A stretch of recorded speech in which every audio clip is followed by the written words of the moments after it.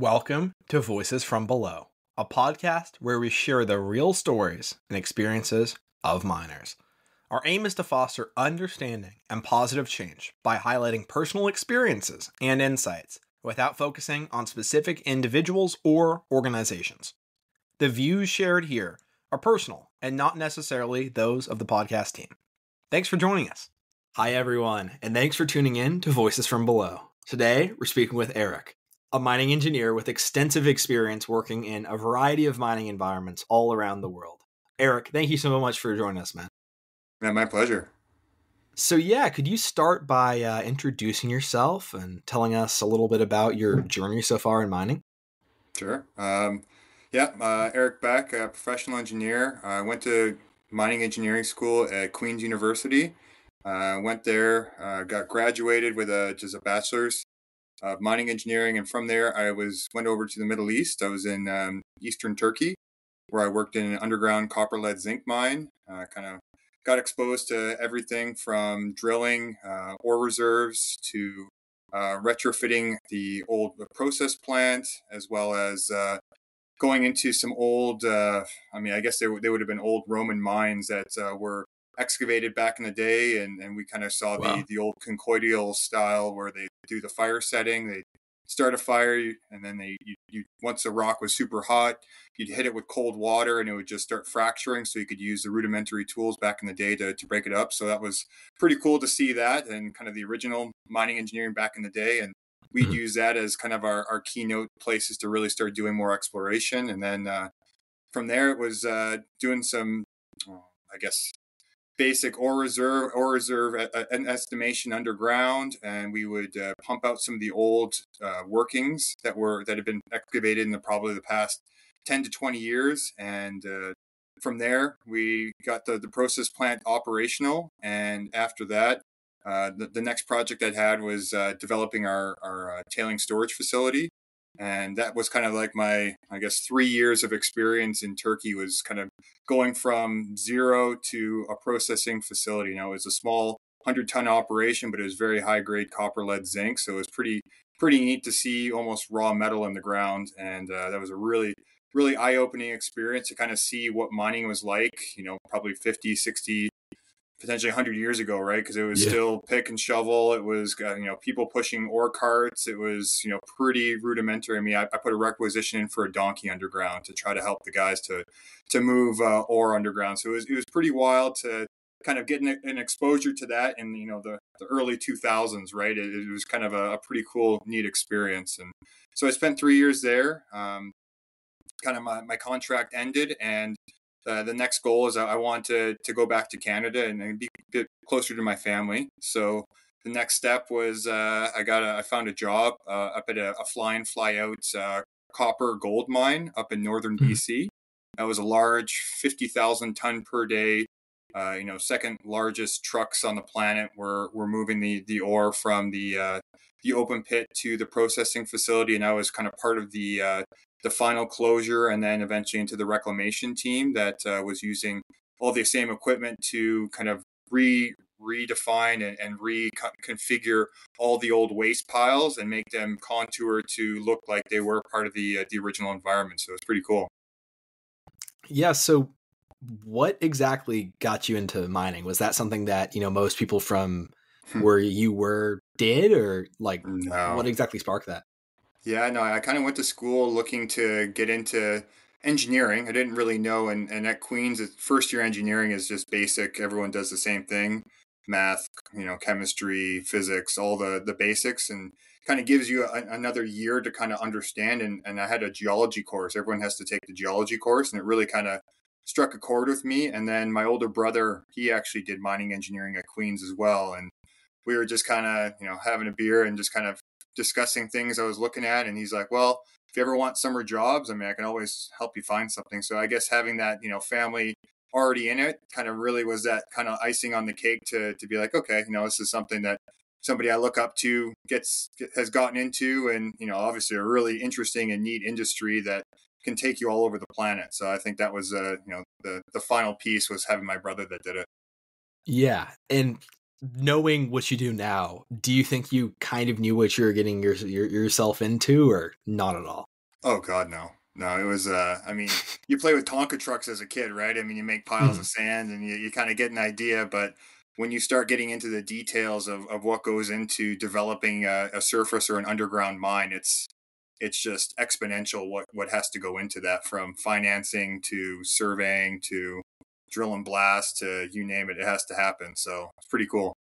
Yeah, and specifically, like when you were in places like Turkey and um, the others, did you have to learn the local language there, or what exactly was Oh, involved for there? sure. Yeah, no, when I went to Turkey, it was learn on the spot, and I think that's kind of the beauty of mining is it really is so much opportunity to learn, and Mhm. there's so many different facets within it, and being able to go into an environment and having that openness to learn really allows you as a person to grow, but also just to build really neat skill sets to take with you for from one place to the next. Now, am I going to learn use Turkish on the regular going forward in Canada? No, but it gives you the confidence to be able to go into an environment that you might not feel comfortable in, and be able to grow as yourself to kind of be able to solve problems. And I think that's engineering 101 is like be able to solve a problem safely. So it's pretty cool.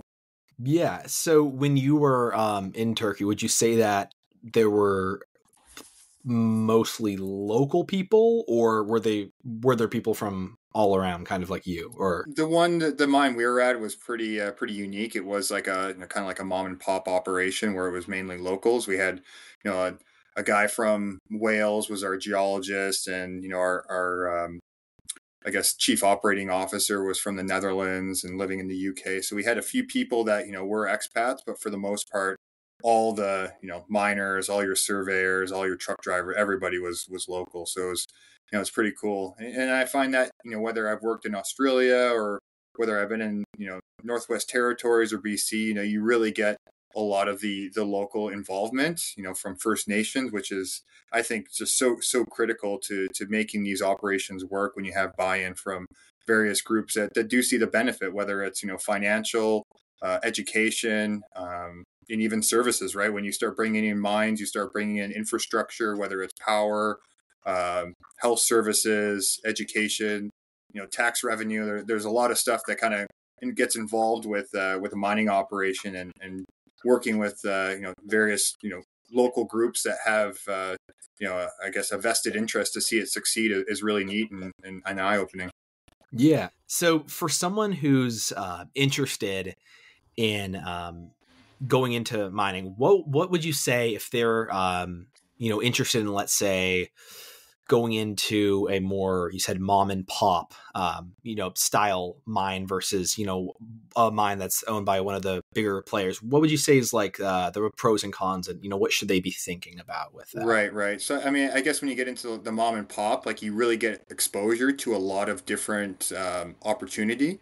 You know, just when you have the smaller organization, you just don't have as many people to kind of handle all the problems that are going to come up, right? I mean, if you're going in as a mining engineer, now all of a sudden you might not have survey. Now you're the surveyor, and so you're forced to kind of pick that up. And I think that's a huge benefit to somebody, going to a smaller operation is you just get exposed to so much more. However, on, the larger side, you go to these big corporations, you're a number. However, they do have I guess it would be like an education platform where they want to, educate everybody on all the different roles and move people around. You want to do drill and blast, you want to do survey, you want to do, actual operations underground or on surface, drive vehicles, get that feel. You have a bit more flexibility to kind of get in some of those roles and kind of be moved around. So they both had their pros and cons. I mean, you might make more money with the smaller group because you have more exposure, you have more responsibility, but you also might make more money with the larger group because they do have, a larger deposit. They have potentially, more that they can offer you with benefits and stuff like that. So both, I think, have their own pros. I mean, the cons, end of the day, I mean, it really comes down to safety. When I think of mining, like, when you start potentially getting into smaller operations, safety can be, on the, you know, the side thought, so to speak. I think everyone wants to keep safety at the front and center, but you just don't have the finances sometimes to bring in different lifts or various things that are required to do a job safer.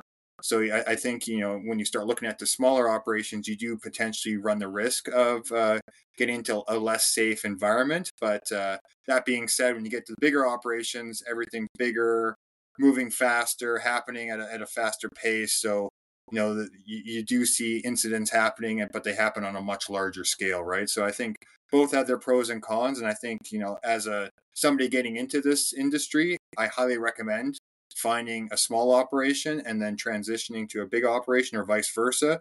I think it's really beneficial to see both because you will find ideas and you will learn things from both sides. Yeah, and from what you've seen, throughout the time that you've worked, whether it's in those, smaller operations or bigger, too, do you think that the level of safety that they implement and the level that they teach is sufficient across the board, or do you think they could do more? And if so, what would you say?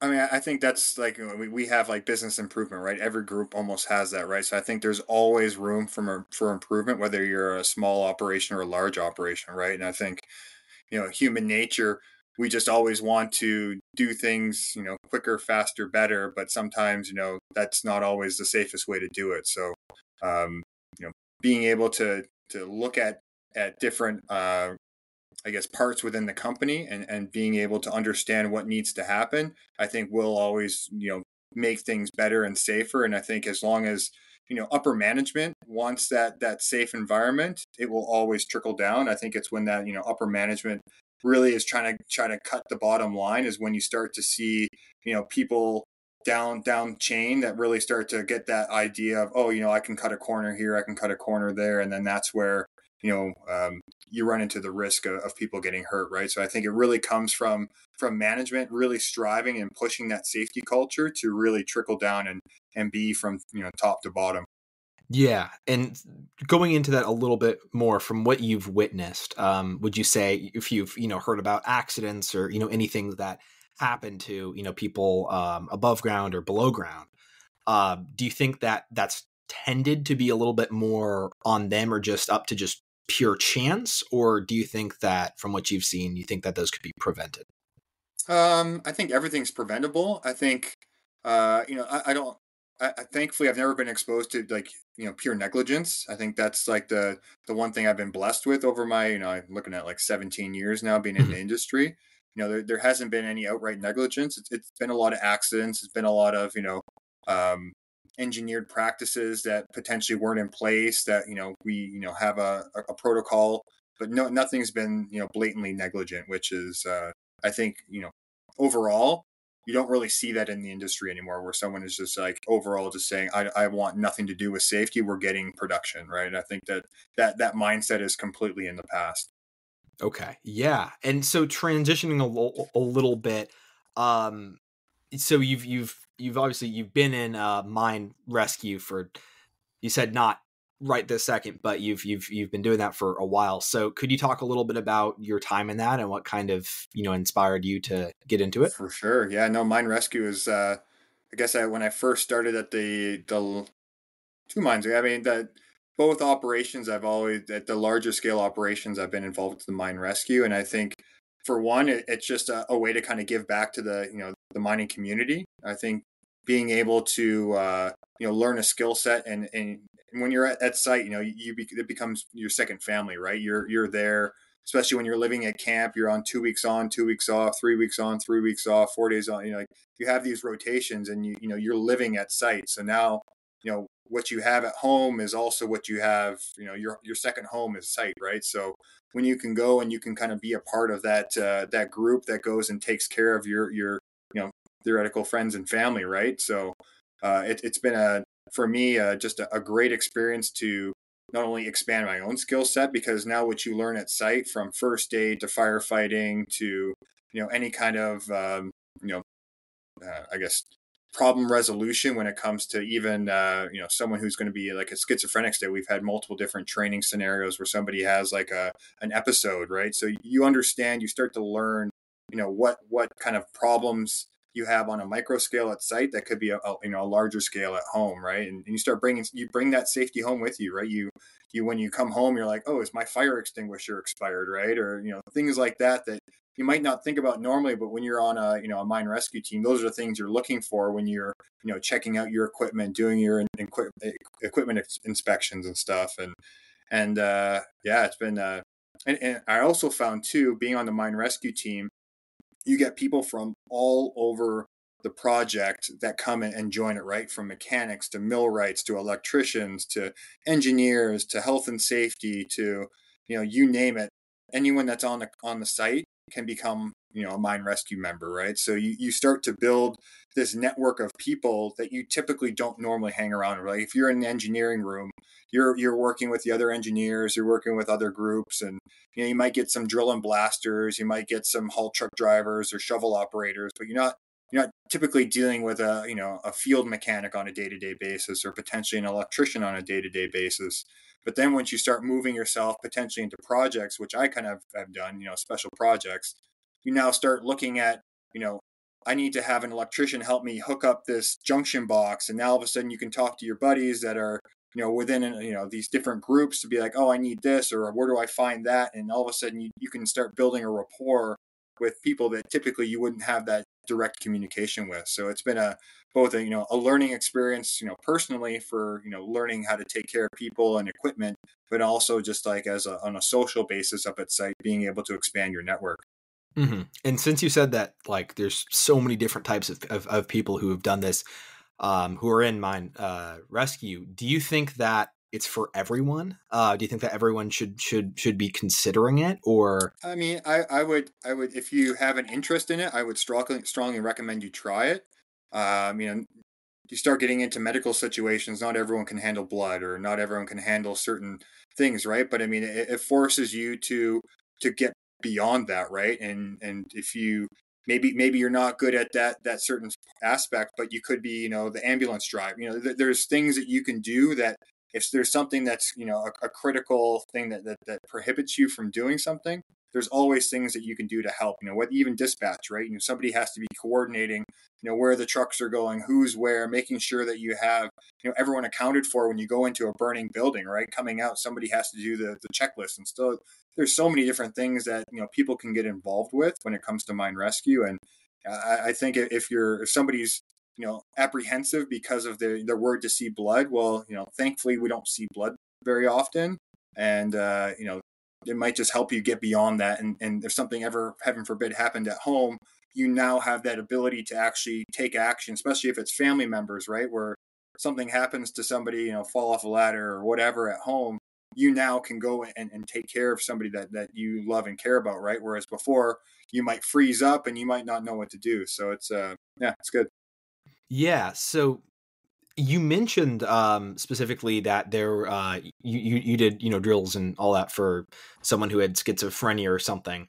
Would you say that overall, from your experience, you think that the mining industry has been relatively inclusive with people like that, or other types of people with other sorts of disabilities or anything like I would that? I Or would what would you say? definitely say so. I think it's one of those industries that I think there's certain roles that people can and cannot have based off of certain skill sets. But I mean that goes for anybody, right?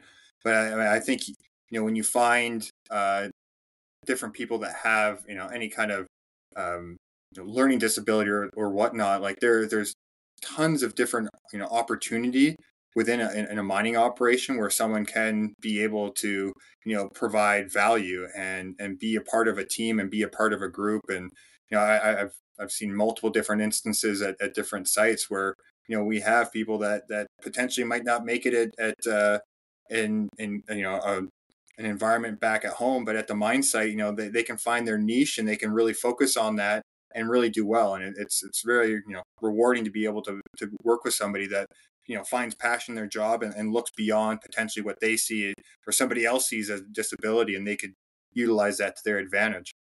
Mm-hmm. Yeah. So, just curious, because you've worked across gold, copper, lead, zinc, diamonds. Um, What would you say are is there big differences between the type of work culture, or anything like that across these different resources, or what would you say?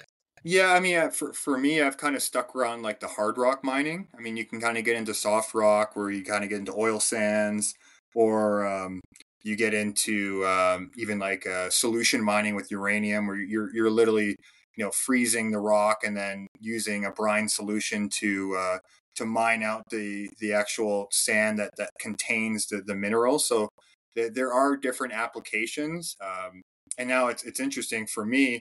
I've kind of had this whole hard rock experience, and now I'm transitioning to an underwater remote mining vehicle, right? Where we're kind of utilizing the techniques that we've kind of learned from in the past, because the at least currently the kimberlite rock that we're working in is what hosts the diamonds, and it's quite relatively soft. It's still classified as a hard rock. We still need to drill and blast it if we're going on surface or underground, but we've also found these new techniques where we're actually able to do continuous mining.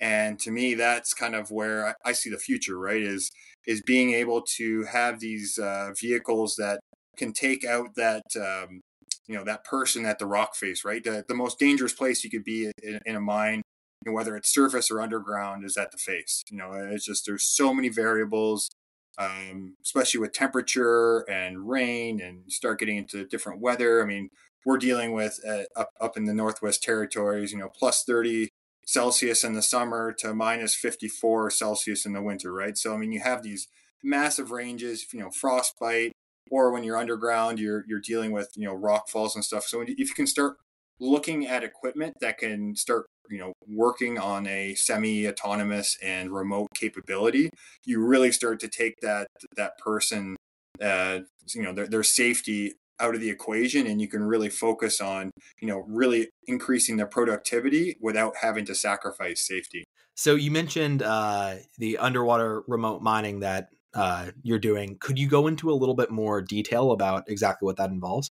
For sure. Yeah, no, it's one of the ways that the company over the last, I guess, 5, 6 years now, longer than that, it's always been an idea, but it's kind of really come to fruition now that, looking at ways to start going after these resources at depth in a sustainable manner, right? I think there's ways that we've been looking at going after deposits, but to an extent, with surface and underground operations, you're kind of limited to at what depth you can go to before it becomes uneconomical. And this new system that we're developing is really going to be to me the cutting edge of what's possible when it comes to getting out the diamonds, right? And for me, the whole beauty of the diamond mining, especially in the Northwest Territories, is I think we touched on it a bit in a bit more, is that safety and environmental culture. I think the operations that we're working with really want to have that as the forefront of their production mantra, and being able to produce a resource that's both sustainable, beautiful, and provided safely is really what it comes down to. And so having this underwater remote miner allows us to basically go after these deposits at depth, because when they were erupted about 63 million years ago as an old volcano, and then the glaciation maybe about 20 to 10,000 years ago just kind of wiped out the volcano, the main chimney pipes, and was just left with these kind of, it looks like a carrot in the ground. And so what we've gone after as an open pit and underground is kind of gone after the top half of the carrot, but now we still have that carrot that goes to depth, right? I mean, these volcanoes formed about 200 kilometers below the Earth's surface, so it's a huge pipe that extends to depth. Obviously, we're not going to go that deep, but what we're looking at is all these pipes that have been basically sterilized because going any deeper would just be uneconomical. And this underwater remote mining technique basically utilizes a what you see on the highway, these road headers that rip up the asphalt, and they have a conveyor that dumps the asphalt into a dump truck. It's just basically a big drum with teeth on it, and it chews up the asphalt and it dumps it into a dump truck.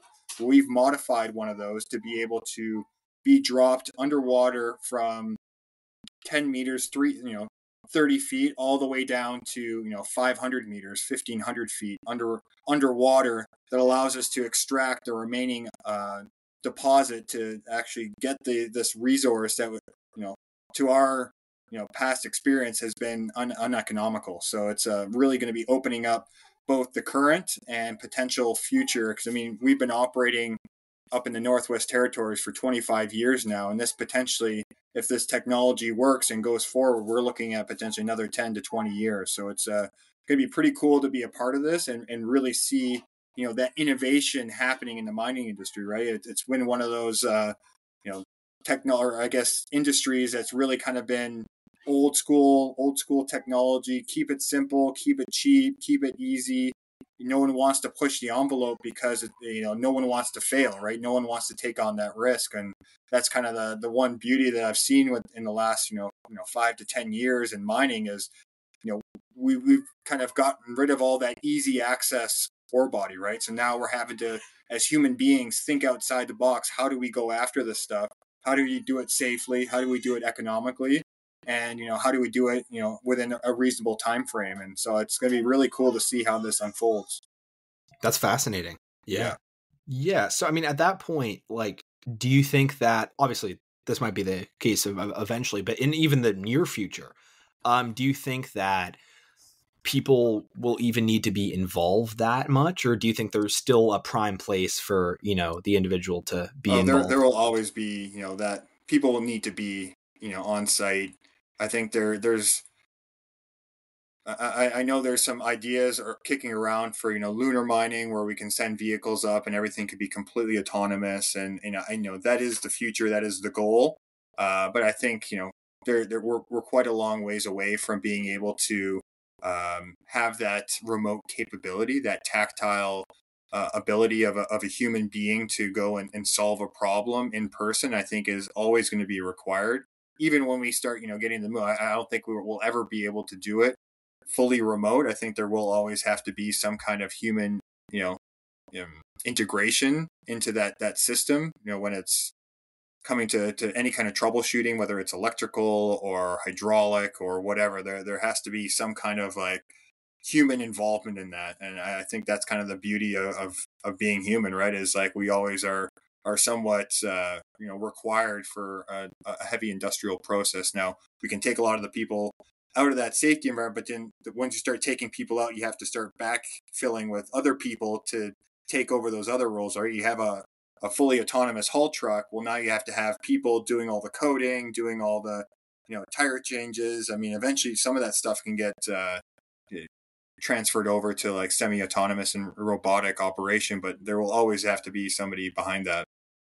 Sure. Yeah. And specifically with all of this, for someone who might say that, all of this is causing a lot of environmental damage or anything like that, what would you say to that person?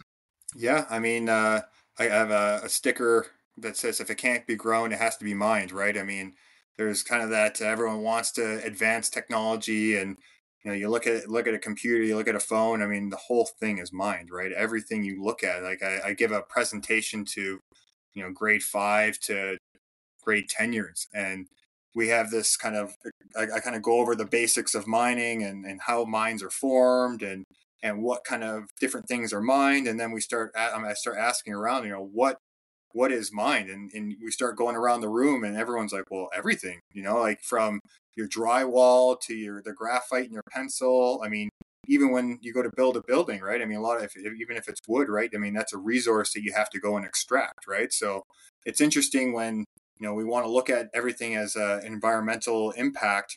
We have the assessments, we understand what we're doing, and obviously when you go into a mining situation, you want to keep the environment as pristine as possible. I mean, nobody's out there to completely destroy anything. And I think now, like going back to that original comment with social media, I think there's a lot more of that local interest and capability and ability to learn more about what's happening in your backyard, right? No, that's that statement NIMBY, right? Not in my backyard. I think going forward, we're going to start wanting things in our backyard because we want the financial advantage, we want the jobs, we want the ability to be able to be applicable in today's society, right? I mean, a lot of the things that we want and desire in our world require some form of mining. And yeah, it's going to be really interesting to see how these different transitions. I know in the mining industry, we're seeing a huge transition over to electrification, whether it's with batteries or even just direct drive. But I mean, even up at site, we're 200 kilometers away from any road, right? So now all of our diesel has to be brought in. There's no power lines. We have to produce all our own power. So there will always be that driving issue of energy. And I think as long as consumers come to understand what it takes for their consumption, that we will have a better understanding and just be a bit more realistic when it comes to environmental requirements and environmental I guess precautions that we take as a society to make sure that we do things properly, and people are genuinely interested in where their consumer products come from. Yeah. So besides that and everything else, what would you say to, the kids that you're teaching or, adults listening to this? What would you say are some other massive misconceptions that people typically have about the mining industry or just mining in general? Yeah, I think the pollution, right? I mean, I think everyone thinks of mining as dirty, right? And I think the goal for anybody is to to increase your efficiency. And when you're a dirty operation, you're wasting money, right? If you're polluting, if you're wasting, energy, if you're putting, you know, I guess your emissions, right? I mean, if you have inefficient engines, now you're just wasting money, right? So I think everyone has that general interest to want to keep things as clean as possible, because at the end of the day, that just means you're saving yourself money. You're not just throwing it out a tailpipe or throwing it in the water. Like you're able to actually start recycling, reducing, and reusing all these different aspects that go into creating those consumer products that we were just talking about. Yeah. So along with that, for someone who's, let's say, interested in going into the mining industry as a mining engineer or, some other role in 2024, what advice would you give to them? That's a great question. I guess if somebody's just genuinely interested, just you can go on Google Maps and just start typing in, different mines and mining companies and just see where they're located. You can literally go and just find these, major gold companies or major copper companies or lead, and just look them up and just see where their operations are and type it into, Google Maps, and all of a sudden you start seeing like, whoa, that's in the middle of nowhere, or that's in my backyard, right? When you start thinking of even like gravel operations, when you start making concrete or asphalt, a lot of these major cities, everything's built out of concrete now. Like, well, that can't come from too far away because it costs a lot of money to transport it. And all of a sudden, when you start zooming out of the city that you live in, you start seeing these quarries, you start seeing these different operations, and it really makes you kind of appreciate, where these things are coming from. And from there, that education of what different companies are doing things, you can start, seeing if that's something you'd be interested in. Because like I said,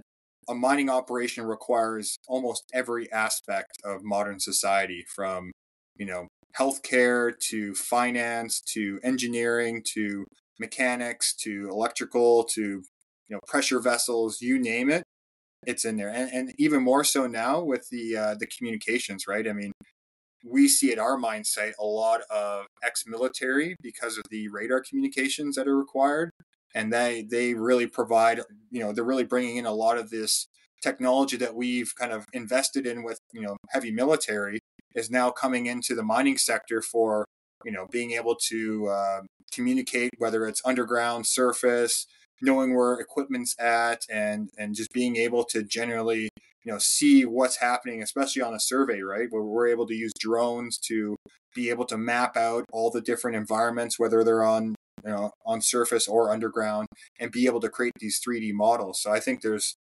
whatever you're interested in, there's an opportunity there. Yeah. So going along with that, do you think that mining and the mining industry in general is for everyone? I mean, do you think that anyone can join, or is there a specific type? Is there something that, you should be looking at, internally or possibly even externally for yourself? Yeah, no, I think, certain regions have more exposure to mining. I think there's, You look at least in Canada, right? You have Vancouver's a massive hub for your smaller junior miners being able to raise money. You have your Toronto Stock Exchange. You have a huge amount of larger companies that do their raises through the Toronto Stock Exchange, and then you have all these different communities that are built around the mining industry, right? So obviously you have certain people that are going to have that opportunity because it is closer to them.